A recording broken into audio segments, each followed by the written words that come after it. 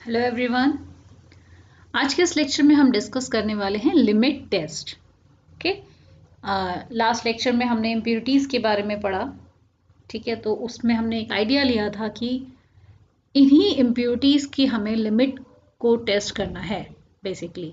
ठीक है, तो इसको समझने के लिए पहले हम समझते हैं कि लिमिट टेस्ट क्या है। इम्प्योरिटीज़ के बारे में हम पिछले लेक्चर में पढ़ चुके हैं, तो स्टार्ट करते हैं। तो सबसे पहले इसकी डेफिनेशन देख लेते हैं। लिमिट टेस्ट क्या होते हैं? क्वांटिटेटिव और सेमी क्वांटिटेटिव। ठीक है, टेस्ट होते हैं, ऐसे टेस्ट डिज़ाइन किए जाते हैं जिसकी हेल्प से हम आइडेंटिफाई कर सकें या फिर कंट्रोल कर सकें थोड़ी थोड़ी अमाउंट में जो इम्प्योरिटी प्रेजेंट होती है हमारे किसी भी सब्सटेंस के अंदर। ठीक है, जिसको हम चेक करना चाह रहे हैं।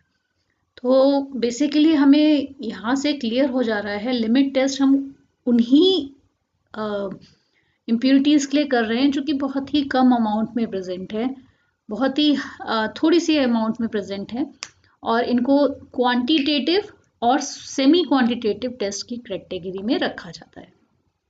ठीक है, अब सिंपल भाषा में अगर हम समझना चाहें तो हमें करना क्या है कि फॉर एग्जांपल हमारे पास एक हमारा टेस्ट सोल्यूशन है और एक हमारा स्टैंडर्ड सोल्यूशन है।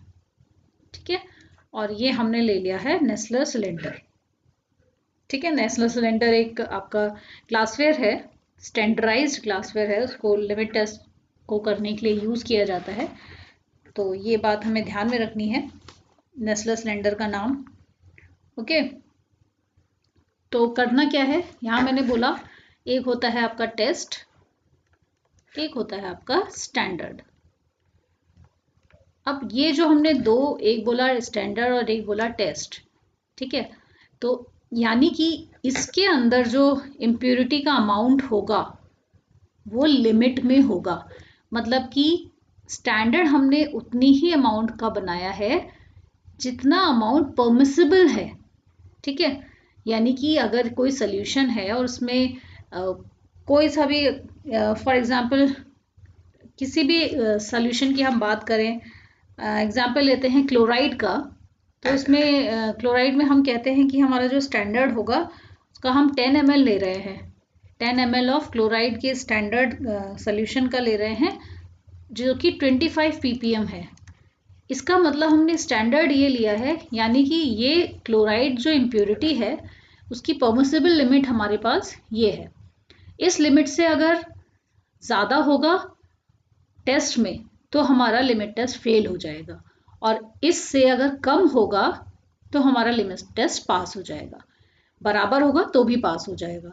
तो ये चीज़ें हम चेक कैसे करेंगे कि बराबर है या फिर ज़्यादा है या फिर कम है? तो इसके लिए कुछ 2-3 पैरामीटर्स होते हैं, जैसे कि फॉर एग्जांपल हम ओपेलेसेंस चेक कर सकते हैं। ठीक है, और टर्बिडिटी चेक कर सकते हैं, या फिर जो भी कलर प्रोड्यूस हुआ है स्टैंडर्ड का उसे चेक कर सकते हैं। फॉर एग्जांपल ओपेलेसेंस की बात करें अगर हम, और या फिर टर्बिडिटी की बात करें, तो हमारा जो स्टैंडर्ड सोल्यूशन की जो टर्बिडिटी दिख रही है हमें, क्योंकि हमने कंपेयर किया सामने रख के जब दोनों नेस्लर सिलेंडर को, तो स्टैंडर्ड सोल्यूशन की जो टर्बिडिटी थी, जो इसमें क्लाउड्स जनरेट हुए थे, अगर वैसा ही टर्बिडिटी आपको टेस्ट में दिखाई दे रही है, किसी बैकग्राउंड के आगे उसको रख के देखते हैं, लाइट बैकग्राउंड या डार्क बैकग्राउंड, जो भी कलर देखना है तो डार्क बैकग्राउंड या वाइट बैकग्राउंड के आगे भी देखते हैं, तो उसको कंपेयर करना है बेसिकली। तो अगर स्टैंडर्ड की जैसी टर्बिडिटी है या स्टैंडर्ड का जैसा कलर आ रहा है, वैसा ही कलर आपका टेस्ट का आ रहा है, या वैसी ही टर्बिडिटी टेस्ट की आ रही है, तो आप कहोगे कि हाँ, दोनों में बराबर अमाउंट होगा जो भी इम्प्योरिटी है उसका, यानी कि हमारा जो टेस्ट हो गया वो पास हो गया। ठीक है, टर्बिडिटी कम आ रही है, जो कि स्टैंडर्ड की टर्बिडिटी दिख रही थी, उससे कम टर्बिडिटी अगर दिख रही है इस टेस्ट सोल्यूशन में, इसका मतलब कि उसके अंदर जो इम्प्योरिटी थी वो इस वाले से, स्टैंडर्ड वाले से कम इम्प्योरिटी प्रेजेंट है। अगेन हमारा टेस्ट क्या हो गया? पास हो गया। ठीक है, लेकिन अगर आपको ऐसा दिखता है कि जितना यहाँ परसेंस या फिर टर्बिडिटी दिख रही थी उससे ज़्यादा इस टेस्ट में टर्बिडिटी दिख रही है, इसका मतलब कि उसमें इम्प्योरिटी ज़्यादा प्रेजेंट है, और इम्प्योरिटी ज़्यादा प्रेजेंट है इसका मतलब हमारा टेस्ट क्या हो गया? फेल हो गया। तो ये तीनों कंडीशंस हो सकती हैं जब आप प्रैक्टिकली इसको परफॉर्म कर रहे होगे। तो आप कंपैरिजन में क्या क्या कंपेयर करोगे? कोपैलसेंस या तो हम कंपेयर करेंगे, या टर्बिडिटी कंपेयर करेंगे, या फिर जो भी कलर प्रोड्यूस हमें होना चाहिए उस इम्प्योरिटी की वजह से उसको कंपेयर करेंगे। ज़्यादातर क्या होता है कि ये जो स्टैंडर्ड्स हम बनाते हैं ये आईपी में मेंशन होते हैं, ठीक है। इनके जो प्रोसीजर होते हैं लिमिट टेस्ट को करने के, ये फार्माकोपिया में, इंडियन फार्माकोपिया में मेंशन है। इसीलिए आपको इंडियन फार्माकोपिया का एक आइडिया भी दिया गया था इस लेक्चर से पहले कि इम्प्योरिटीज अगर आपकी बात करी जाए तो कितनी अमाउंट में प्रेजेंट होनी चाहिए। अगर उसका सोल्यूशन बनाना है स्टैंडर्ड सोल्यूशन, तो इतना स्टैंडर्ड सोल्यूशन बनाएंगे, इसका मतलब कि ये हमारी लिमिट परमिसिबल है, ठीक है। जैसे कि हमने एग्जाम्पल लिया क्लोराइड का, तो इतनी लिमिट हमारी परमिसिबल लिमिट है, उसी का हम स्टैंडर्ड सोल्यूशन बनाएंगे, ठीक है, उतने ही कंसंट्रेशन का। तो और उसी से हम अपने टेस्ट को कंपेयर करेंगे। तो ये सारी चीज़ें हम आईपी में मेंशन्ड हैं, उसी के हिसाब से हम सॉल्यूशंस बना रहे हैं। अच्छा, दूसरी इंपॉर्टेंट चीज़ ये है कि हम बोल रहे हैं कि लिमिट टेस्ट हम किसका कर रहे हैं? बहुत ही स्मॉल क्वांटिटीज जो है इम्प्योरिटी की, उनका हम लिमिट टेस्ट कर रहे हैं, ठीक है। उनको हमें कंट्रोल करना है, आइडेंटिफाई करना है, और क्वांटिटी जो है वो बहुत ही स्मॉल है। तो इसका मतलब हम जो भी टेस्ट करने वाले हैं उसमें थोड़ी सी भी हमने अगर गड़बड़ की तो क्या होगा? एरर आने के चांसेस बहुत ज़्यादा रहेंगे, ठीक है। तो हमने पहली एरर तो हमें याद आ जाना चाहिए, इसी यूनिट 1 की ही हमने एरर्स में पढ़ा था कि अगर एनालिस्ट एरर कर रहा है, ठीक है, एनालिस्ट के द्वारा कोई एरर हो रही है तो it is called personal error. तो एरर के चांसेस की वजह से हमारा टेस्ट, लिमिट टेस्ट गलत हो सकता है। तो क्या अवॉइड करना है? पर्सनल एरर अवॉइड करना है एनालिस्ट को, ठीक है। यानी कि एनालिस्ट को बहुत ही ज़्यादा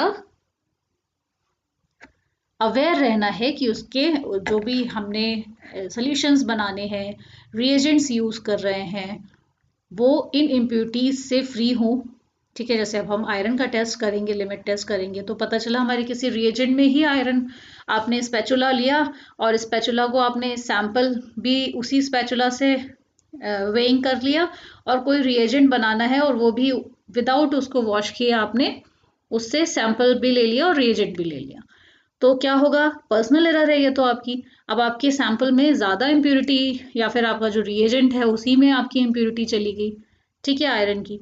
तो फॉर एग्जाम्पल मैंने आपको बताया कि पर्सनल एरर को मिनिमाइज करना है, ठीक है। नेक्स्ट हमारा है स्पेसिफिसिटी ऑफ टेस्ट, हमारी बहुत इंपॉर्टेंट पॉइंट है। स्पेसिफिसिटी ऑफ द टेस्ट का मतलब हो गया कि हम, क्योंकि हम देखिए अगेन मैं रिपीट करूंगी कि आपको स्मॉल क्वांटिटीज़ को आइडेंटिफाई या कंट्रोल करना है। तो स्मॉल क्वांटिटी का जब हम बात करते हैं, इसका मतलब हमारा जो मेथड है वो बहुत ही स्पेसिफिक होना चाहिए। टेस्ट का जो मेथड हम यूज़ कर रहे हैं उसमें ज़रा सा भी हम इधर से उधर नहीं कर सकते। अगर आपसे लिखा हुआ है कि आपको इसको जो वॉल्यूम मेंटेन करना है, वो उसमें जैसे ही 10 ml हमने क्लोराइड सोल्यूशन लिया है स्टैंडर्ड 25 ppm का, और इसमें हमें 5 ml वाटर अगर हमें डालना है तो हमें 5 ml वाटर ही डालना है, हमें इसको इधर उधर नहीं करना है, बिल्कुल भी डाइल्यूट और ज़्यादा ना हो जाए, या फिर 5 ml से कम वाटर डालेंगे तो और इसका जो कंसंट्रेशन होगा वो बढ़ जाएगा। तो इसका मतलब डाइल्यूशन का कितना ध्यान रखना चाहिए। तो एक एक स्टेप जब हम करने जा रहे हैं तो हमारी टेस्ट की जो स्पेसिफिसिटी है, मतलब जो हमें जितने भी प्रोसीजर करना है वो बहुत ही स्पेसिफिक होना चाहिए, उसको हमें स्पेसिफिकली फॉलो करना चाहिए। नेक्स्ट पॉइंट आता है इसकी सेंसिटिविटी।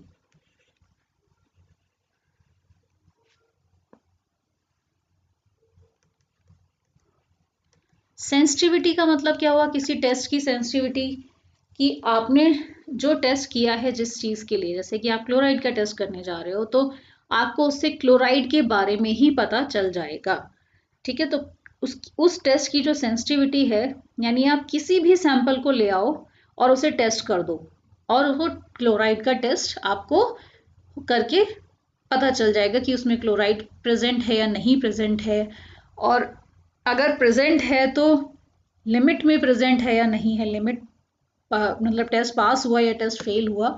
तो वो एक मेथड की जो सेंसिटिविटी होती है वो उस टेस्ट के लिए कितनी है, मतलब क्लोराइड का टेस्ट हम करने जा रहे हैं तो हमने जो टेस्ट हम फॉलो कर रहे हैं, जो प्रोसीजर फॉलो कर रहे हैं, वो कितना सेंसिटिव फॉलो टेस्ट है कि वो किसी भी अमाउंट की जो इम्प्योरिटी है उसको डिटेक्ट करने में सक्षम है।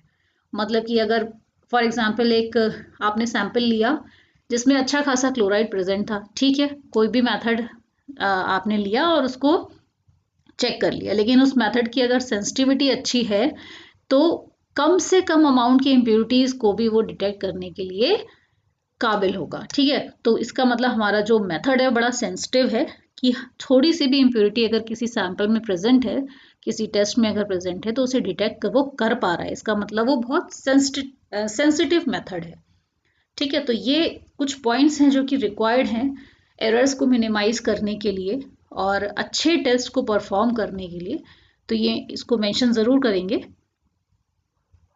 तो ओवरऑल हमें समझ में आ गया होगा आई होप कि हमें लिमिट टेस्ट क्यों करना है। लिमिट टेस्ट हमें इसलिए करना है कि हमें किसी भी सैंपल में हमारी जो भी इम्प्योरिटी प्रेजेंट है उसको कंपेयर करके स्टैंडर्ड के साथ ये देखना है कि वो इम्प्योरिटी लिमिट में है या लिमिट से ज़्यादा है या लिमिट से कम है या स्टैंडर्ड के बराबर है। तो कुल मिला के हमें इम्प्योरिटीज़ को डिटेक्ट आइडेंटिफाई करना है और उन्हें कंट्रोल करना है किसी भी सब्सटेंस के अंदर, राइट। अब इसके एग्जांपल्स हैं लिमिट टेस्ट के आपके सिलेबस में आई होप। एक तो क्लोराइड का है लिमिट टेस्ट और एक आर्सेनिक का है, राइट, आयरन का होगा। तो 3-4 लिमिट टेस्ट हैं जिनको हम ओवरव्यू देखेंगे। कई जब आपसे पूछा जाता है लिमिट टेस्ट इसका एक्सप्लेन करिए किसी पर्टिकुलर, तो आप सबसे पहले उसमें प्रिंसिपल डिस्क्राइब करते हैं, देन एक टेबल ड्रॉ करते हैं जिसमें आप टेस्ट सैंपल और स्टैंडर्ड सैंपल के जो स्टेप्स हैं उसको बताते हैं कि कैसे कैसे हमें बनाना है, और लास्ट में बताते हैं कि इन दोनों को कंपेयर करिए और बताइए कि टेस्ट पास हुआ या नहीं पास हुआ है। कुछ सैंपल्स में हम कलर्स को कंपेयर करते हैं, ठीक है। तो हम ज़्यादा नहीं, हम लोग ओवरव्यू ही लेंगे बिकॉज आप इनऑर्गेनिक केमिस्ट्री में उसको अच्छे से पढ़ रहे हो और परफॉर्म भी करोगे, तो कोई प्रॉब्लम नहीं है। तो एक एक करके हम डिस्कस करते हैं उसको। तो सबसे पहले हम डिस्कस करते हैं लिमिट टेस्ट ऑफ क्लोराइड के बारे में। तो प्रिंसिपल की अगर हम बात करें तो लिमिट टेस्ट ऑफ क्लोराइड में क्या होता है कि जो क्लोराइड प्रेजेंट है, सॉल्युबल क्लोराइड, वो हमने जो AgNO3 उसमें डाला है, सिल्वर नाइट्रेट का सोल्यूशन जो उसमें डाला है, उसके साथ रिएक्ट करता है और प्रेसिपिटेट फॉर्म करता है, ठीक है। तो प्रेसिपिटेट फॉर्म करने की वजह से क्या होता है, ओपेल्सेंस दिखता है। ये जो व्हाइट कलर का प्रेसिपिटेट होता है AgCl का, उसकी वजह से ओपेल्सेंस दिखाई देता है। तो इसी प्रिंसिपल के बेस पर यहाँ ये प्रोसीजर हम लोग देखेंगे जिसमें एक तरफ लिखा है टेस्ट सैंपल और दूसरी ओर लिखा हुआ है स्टैंडर्ड कंपाउंड, ठीक है। तो टेस्ट में प्रोसीजर में क्या करते हैं, स्पेसिफिक वेट ऑफ कंपाउंड जो हमें लिया है, हमें उसका नोन अमाउंट ले लेते हैं कि इतना अमाउंट हमने लेके डिसॉल्व कर लिया वाटर में, ठीक है। ऐसे प्रिपेयर करेंगे और फिर जैसा भी फार्माकोपिया में गिवन है वैसे प्रिपेयर करेंगे और नेस्लर सिलेंडर में ट्रांसफर कर देंगे। देन उसमें देखिए जो बाद के आपको स्टेप दिखाई देंगे, ये स्टैंडर्ड और प्रोसीजर में दोनों में आपको टेस्ट में दोनों में सेम है, ध्यान देने वाली बात ये है, ठीक है। और शुरू का जो पहला स्टेप है उसमें हमने क्या डिफरेंस है, सिर्फ यहाँ पर हमने सैंपल ले रखा है, लेकिन स्टैंडर्ड में हमने क्या ले रखा है, स्टैंडर्ड सोल्यूशन बना रखा है। Take 1 ml of 0.05845% weight by volume solution of sodium chloride in Nessler cylinder. थोड़ा सा पहले अभी मैंने आपको बताया था 10 ml of 25 ppm chloride solution लिया था, उसमें 5 ml वाटर ऐड किया था, that is the same thing. अगर बस कहने का डिफरेंस है, अगर आप इसको कैलकुलेट करोगे तो ये आपका 25 ppm ही कैलकुलेट होगा, ठीक है। तो उस हिसाब से हमने ले लिया है तो वो भी सेम ही आएगा, राइट। अब इसको देखिए, अब नेक्स्ट जो स्टेप्स हैं वो सारे के सारे इसमें सेम है, राइट। तो देन हम इसमें क्या करते हैं, 1 ml of nitric acid add करेंगे दोनों में, उसको डाइल्यूट करेंगे 50 ml तक, ठीक है, यहाँ पर भी, और उसमें 1 ml AgNO3 सोल्यूशन ऐड करेंगे दोनों तरफ और 5 मिनट्स के लिए दोनों को रख देंगे। उसके बाद हम इसमें देखेंगे, ऑब्जर्व करेंगे ओपेल्सेंस एंड टर्बिडिटी। तो हमें क्या मिलता है, अगर ओपेसेंस और टर्बिडिटी दोनों की इक्वल है, ठीक है, अगर हम यहां लिख लेते हैं, मान लीजिए टेस्ट एंड, एक तरफ लिख लेते हैं, सॉरी इसको ऐसे करते हैं,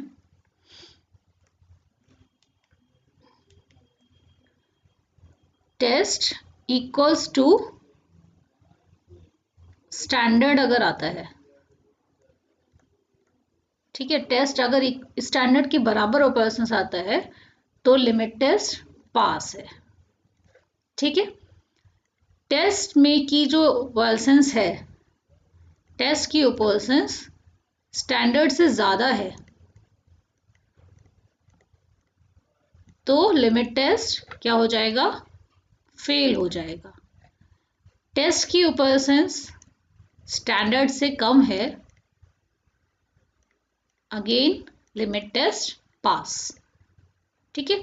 तो ये इसका जो आपके ऑब्जर्वेशन के बाद उसका जो रिजल्ट है वो यही आता है, ठीक है। अच्छा, देखिए ये प्रिंसिपल के टाइम हमें पता होना चाहिए कि क्या चीज़ हम ऐड कर रहे हैं, प्रिंसिपल जब हम पढ़ रहे हैं तो उससे क्या हो रहा है, तो उसका रीज़न देख लेंगे। Nitric acid is added in a limit test of chloride to make solution acidic and it help silver chloride precipitate to make solution turbid at the end of the process.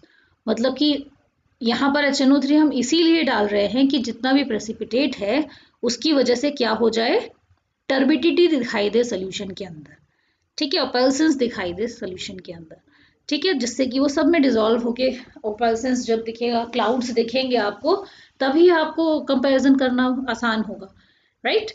तो ये था आपका limit test of chloride. Next one is limit test of sulphate. Sulphate का limit test में क्या होता है, again यहाँ पर हम बेरियम क्लोराइड ले रहे हैं, तो इस बेरियम क्लोराइड से क्या हो रहा है कि जितना भी सॉल्युबल सल्फेट प्रेजेंट है, ठीक है, उसका रिएक्शन हो रहा है बेरियम क्लोराइड के साथ और in the presence of dilute hydrochloric acid, जिससे कि क्या बन रहा है, बेरियम सल्फेट बन रहा है, ठीक है। Barium chloride react with free sulphate to form barium sulphate, ठीक है। तो क्या होता है, ये जो बेरियम सल्फेट के जो पार्टिकल हैं अगेन क्या करते हैं, टर्बिडिटी शो करते हैं सोल्यूशन के अंदर।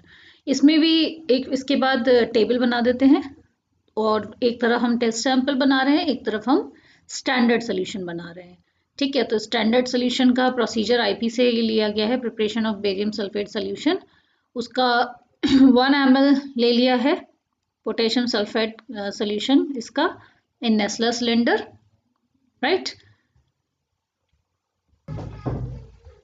इधर हम क्या करते हैं, स्पेसिफिक वेट ऑफ कंपाउंड हमें नोन होना चाहिए, कितना हमने लिया था, उसको डिसॉल्व कर रहे हैं वाटर में और वही फार्माकोपिया के अकॉर्डिंग उसका या फिर सोल्यूशन बना लेते हैं और उसको नेस्लर सिलेंडर में ट्रांसफर कर लेते हैं। यहाँ आपने ऊपर जो देख रहे हो, यहाँ आपने बेरियम सल्फेट सोल्यूशन यानी ये जो रिएजेंट आप यूज करने वाले हो वो बना रखा है IP के अकॉर्डिंग, ठीक है।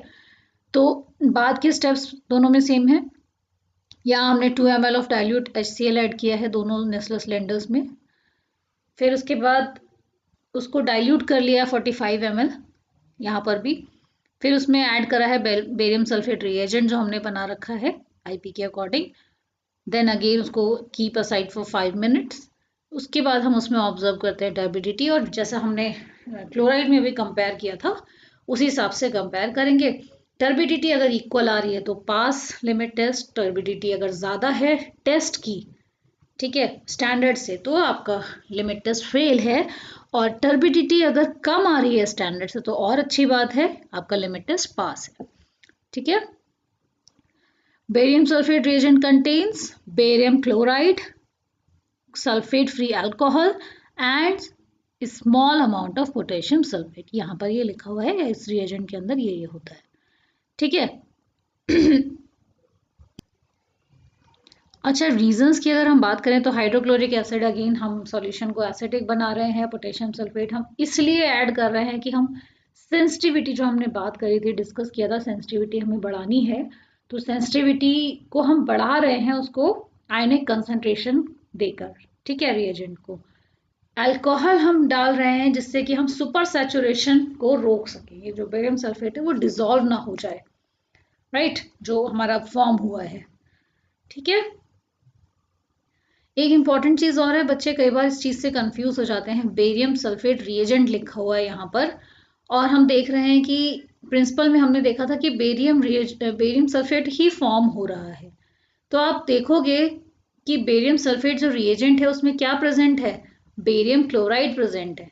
ठीक है, बेरियम क्लोराइड का बनाया गया है। रिएजेंट नाम इसलिए क्योंकि बेरियम सल्फेट बनाने के लिए उसको यूज किया जा रहा है, इसलिए बेरियम सल्फेट रिएजेंट नाम दिया गया है। ठीक है, तो डोंट बी कंफ्यूज कि बेरियम सल्फेट रिएजेंट क्यों बोल रहे हैं।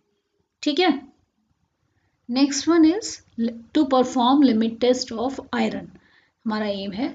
तो हम यहाँ पर देखेंगे आयरन का लिमिट टेस्ट। इसमें क्या होता है, इसकी जो रिएक्शन होती है, इसमें जो हमारे पास आयरन हमारे सोल्यूशन में या फिर हमारे सैंपल में जो आयरन है, फ्री आयरन है, वो क्या करता है, रिएक्ट करता है अमोनिकल सोल्यूशन में विद थायोग्लाइकोलिक एसिड। ठीक है, पहले अमोनियम थायोसाइनेट यूज किया जाता था, लेकिन आजकल थायोग्लाइकोलिक एसिड यूज किया जाता है in the presence of citric acid. तो ये क्या फॉर्म करता है, आयरन थायोग्लाइकोलेट, जो कि पेल पिंक से लेके डीप रेडिश पर्पल कलर तक का हमें देखने को मिलता है। इसकी इंटेंसिटी जो है कलर की, वो डिपेंड करती है कि कितना आपका आयरन प्रेजेंट है। ठीक है, तो जब जैसे हम सेंसिटिविटी की बात कर रहे थे, तो थायोग्लाइकोलिक एसिड जो होता है वो मोर सेंसिटिव है, इसलिए इन दोनों उसका यूज किया जाता है। अदरवाइज पहले हम इसमें अमोनियम थायोसाइनेट रिएजेंट यूज करते थे। ठीक है, तो क्या कर रहे हैं, यहाँ पर सैंपल को डिसॉल्व कर रहे हैं। ठीक है, amount of water then volume is made up to 40 ml। देखिए, एक चीज ध्यान रखने वाली होती है कि जो हमारा फाइनल वॉल्यूम जो आता है, ठीक है, दोनों में, टेस्ट में और स्टैंडर्ड में, वो सेम आना चाहिए, बराबर आना चाहिए। अगर आपको लग रहा है ऊपर नीचे लेवल है, इसका मतलब आपने प्रोसीजर में कहीं गलती करी। ठीक है, उसके बाद हमने 2 ml स्टैंडर्ड सोल्यूशन ले लिया है आयरन का, उसको डाइल्यूट कर लिया है वाटर से अप टू 40 ml। तो इस समय हमारे दोनों जो सोल्यूशंस हैं वो 40 ml के हैं। यहाँ पर सैंपल को डिसॉल्व किया है, volume is made up to 40 ml। 40 ml add नहीं करना है, वॉल्यूम मेड करना है 40 ml तक। यहाँ पे भी वॉल्यूम मेड करना है अप टू 40 ml तक। ठीक है, उसके बाद के प्रोसीजर्स तो आपको सेम दिख रहे हैं। क्या ऐड किया है दोनों में, 2 ml of 20% weight volume of citric acid, जो कि आयरन फ्री होना चाहिए obviously. Add 2 drops of thioglycolic acid, add ammonia to make the solution alkaline and adjust the volume to 50 ml। उसके बाद उसे रख दिया जाएगा। थोड़ी देर बाद कलर डेवलप होगा, जिसको स्टैंडर्ड से क्या करेंगे, इन दोनों को आपस में कंपेयर कर लेंगे। तो यहाँ पर हम ऑब्जर्वेशन में देखेंगे कि जो भी कलर डेवलप हुआ है, जैसे पर्पल पिंक से पर्पल कलर जो डेवलप हुआ है, वो कलर जो है, उसकी इंटेंसिटी है जो कलर की, वो आपके स्टैंडर्ड से ज़्यादा नहीं होना चाहिए। या तो बिल्कुल एक से दिखें वो कलर्स, या फिर उससे थोड़ा लाइट हो सोल्यूशन, तब आपका लिमिट टेस्ट आयरन का पास हो जाता है। अदरवाइज अगर डार्क होगा स्टैंडर्ड से, तो आपका लिमिट टेस्ट क्या हो जाता है, फेल हो जाता है। तो ये कलर ऑब्जर्वेशन का एक एग्जाम्पल है अच्छा आयरन का लिमिट टेस्ट। अब सिट्रिक एसिड क्यों यूज हो रहा है हमारा, because citric acid helps precipitation of iron by ammonia by forming complex। अब क्योंकि हमारा जो आयरन है वो कॉम्प्लेक्स फॉर्म कर लेता है, ठीक है, इसीलिए सिट्रिक एसिड क्या करता है, precipitation of iron by ammonia by forming complex with it, इसमें हेल्प करता है सिट्रिक एसिड। ठीक है, थायोग्लाइकोलिक एसिड क्या करता है, ऑक्सीडाइज करता है आयरन को, आयरन सेकंड से आयरन थर्ड में। ठीक है, ऑक्सीडेशन कर रहा है थायोग्लाइकोलिक एसिड। अमोनिया का क्या करेगा, डेफिनेटली सोल्यूशन को अल्कलाइन कर देगा। तो इस तरह से हमें पता चल जाएगा कि हमारी आयरन का लिमिट टेस्ट पास हुआ या फेल हुआ। तो यहाँ आपने कुछ एग्जाम्पल्स के साथ देखा कि लिमिट टेस्ट हमने कैसे परफॉर्म करे हैं। ठीक है, कैसे हम पता लगाते हैं और लिमिट टेस्ट होता क्या है। तो आई होप ये लेक्चर आपको समझ में आ गया होगा कि लिमिट टेस्ट क्या होता है। मिलते हैं नेक्स्ट यूनिट में, ये यूनिट यहीं ख़त्म होती है और आपका नेक्स्ट यूनिट में हम मिलेंगे। तब तक इस यूनिट को अच्छे से कवर कीजिए। एसिड बेस्ड टाइट्रेशन स्टार्ट करेंगे हम, नॉन अक्वस टाइट्रेशन भी पढ़ेंगे उसमें नेक्स्ट यूनिट में। तब तक के लिए ऑल द बेस्ट, बाय।